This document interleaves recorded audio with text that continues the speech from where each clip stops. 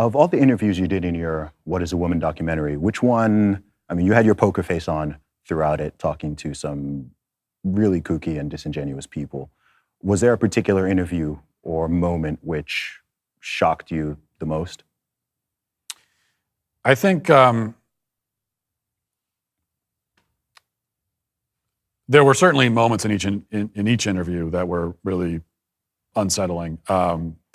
And especially, we talked to Scott Nugent, who's a female transitioned to a male and is now speaking out about the horrors of this so-called gender affirmation surgery. And she said a lot about just the details of what these surgeries actually entail and what happens after the fact that I didn't know and I found shocking.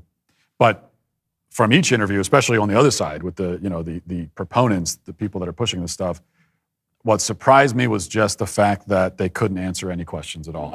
I knew that they couldn't answer the question, what is a woman? That's the whole premise of the film, that they wouldn't be able to answer it.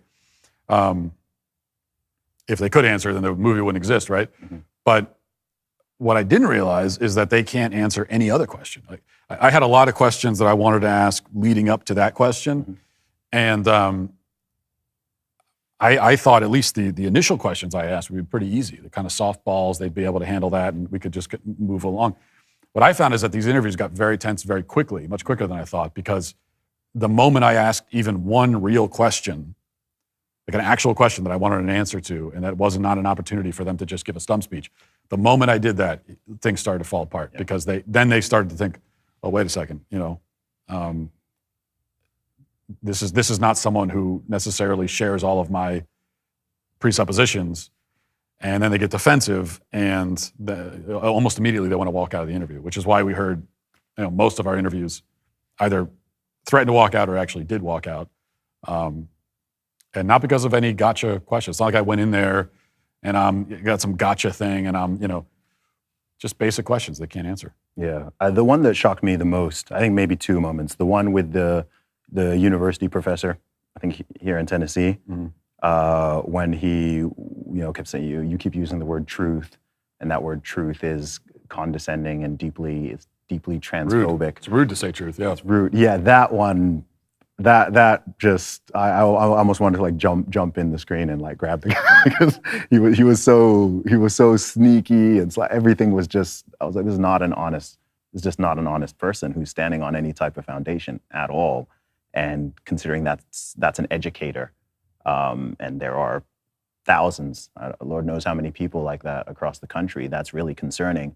And then of course that the woman with the blue hair who, when you asked about the Lupron drug, and she took exception to the word drug and then started to noticeably shift around, and you could see, oh, okay, she's, you've hit that sore point right there where she's going to have to admit vocally what she is actually doing and advocating for.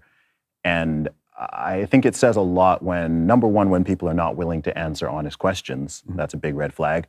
And number two, when people are not willing to vocally say in clear words, not with euphemisms, but to say what they actually believe and stand for and are advocating. Because there's all these euphemisms people can use on various issues and make it sound fluffy and nice and so on. But when you really get down to it, it's like what you are saying and what you are doing, it's indefensible and it's not right, which is why you're not willing to stand on it. And so for me, those two moments when I watched it really, really stuck out. Yeah, I think, you said it before, that there are so many lies that they tell around this to protect it. And when you start telling lies, as everyone knows, you start telling lies and then you got to tell another lie on top of that one and another one. This is like every episode of Seinfeld with George Costanza. It's like, that's the humor is it's just one lie after another after another. And it's a kind of a similar thing I noticed in these interviews with these people, that the first question you ask, because they can't answer any question, and they know that, and because they know that at the core of their ideology is just this hollowness, it's totally empty. And so there's this game of evasion, and you ask one question, and they kind of evade it, and they give a dishonest answer. Then you ask another question that's built on that question, and it's like this pile of lies. And after a while, they're backed into a corner, that I didn't back them into. They backed themselves into a corner where they have to say these just wild things, like Forcier, the blue hair one, talking about the gender identity of chickens and do chickens cry? Can chickens commit suicide? It's like she didn't sit down wanting to say any of that, but this is just through questions she put herself in a position where she couldn't even affirm that only female chickens lay eggs. She couldn't do it. So she had to make up some story about chickens and their gender identity and crying chickens. It's like, this is what ends up happening. She also wouldn't affirm that Santa Claus doesn't exist. Like she put herself in a position where she literally, as a doctor, could not even say Santa Claus doesn't exist. Yeah. Because if she had said that, then she would be admitting that, first of all, there is a reality, a truth, and there are certain things people can say that aren't true. And she'd also be admitting that children are prone to believing, wild things, and children don't have a real firm grasp on reality, which is why you can convince them that a fat man is flying through the air at lightning speeds delivering presents, right?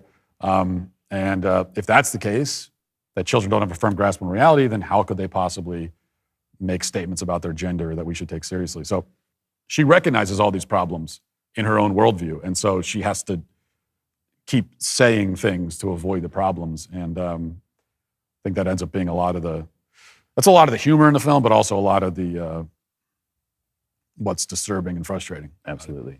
And how's the feedback been overall? Because it must be coming in from all angles over the past week.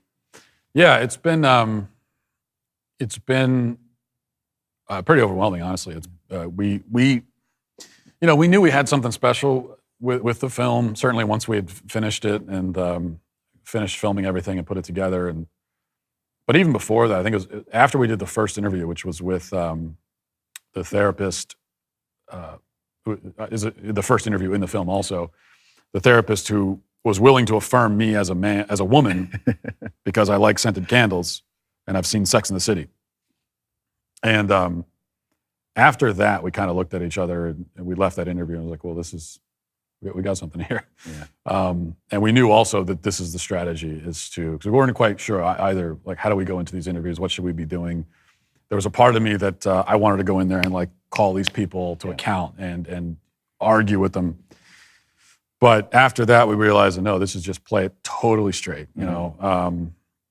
And so we knew we had that, but it was also a question to me of how the people respond to it, and would we be able to, which was our goal, get this film outside of the conservative podcast audience bubble where I spend most of my time. Can we create something that breaks through that and connects with a larger audience, including an audience of people that don't all identify as political conservatives? And I was kind of skeptical about whether we'd be able to achieve that. But so far, it's worked, I think. That's awesome, man. No, the documentary's been fantastic.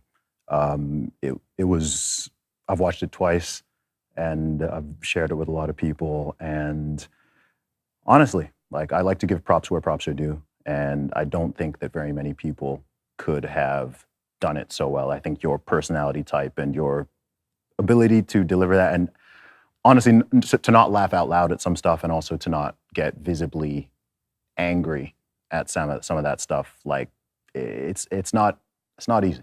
It's not easy, because I myself was watching, and I've got a very cool head, and I myself was like, man, I don't know if I would have been able to hold my composure when that person just said that thing. So congrats on the documentary.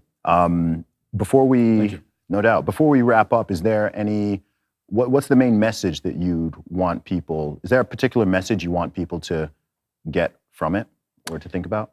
I think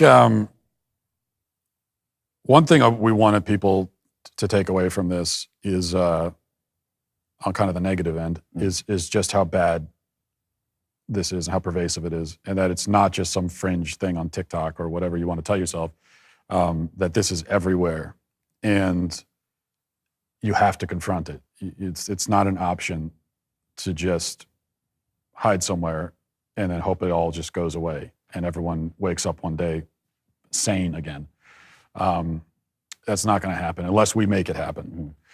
So that's the one thing. And I've heard that from a lot of people, actually. It's like they told me, well, I didn't know how bad it was until I saw the film. So that's good. It's not good that it's so bad, but it's good that people are taking that away from it. But then on the positive side, once you've realized how bad it is, the next thing I want people to realize from the film is, as we talked about, how beatable this ideology is and how to beat it. And the way you beat it is by first of all, being willing to stand up and look it in the eyes and ask good questions. That's it. Just ask. A little bit of skepticism is all that's needed.